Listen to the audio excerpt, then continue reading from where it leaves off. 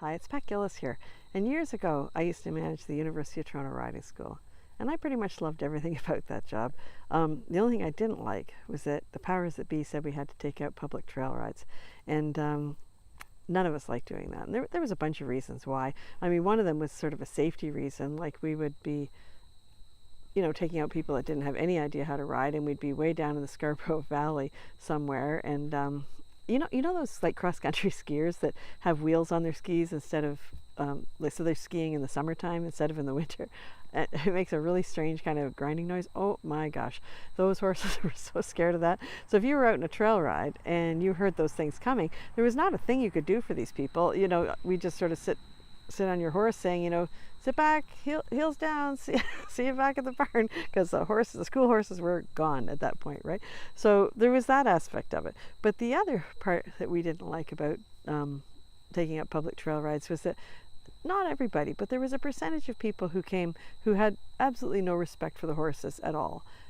It was almost like they came, they put their quarter in the machine, and they expected that machine to work for them for the hour because they were entitled and they had paid and they got to do whatever they wanted to do. And they would kick the horse and pull on the reins, no matter how many times you told them not to. And they'd complain that the horse wasn't listening. And to be honest, we've even found that a little bit with students we've had over the years that have come to us from maybe other facilities that didn't stress horsemanship quite as much.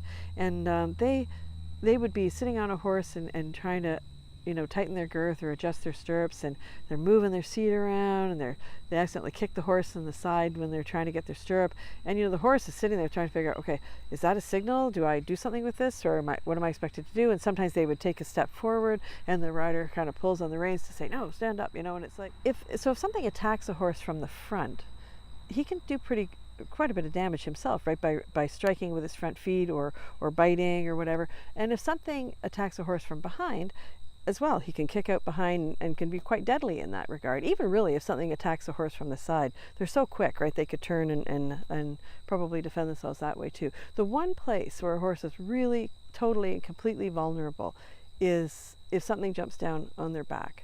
And when we're sitting on a horse and we're in that privileged spot and we realize that the horse has really met us somewhere here. He said, okay, I'm going to come into your world and I'm going to let you sit on the most vulnerable place I can imagine, the place that I cannot defend myself, and I'm going to try to understand what it is you want from me. And I think that's a really big deal, and I don't think we should ever lose sight of that. Even if we've been riding for a really long time, it's important to remember that the horse has really made a big move in trusting us, and we should try to continue to earn that trust. So if you're watching this anywhere besides at my blog, which is ismyhorsehappy.com, go on over there, scroll down, leave a comment, and let me know what you think. And this week, enjoy your horse, and we'll talk to you next time. Thanks.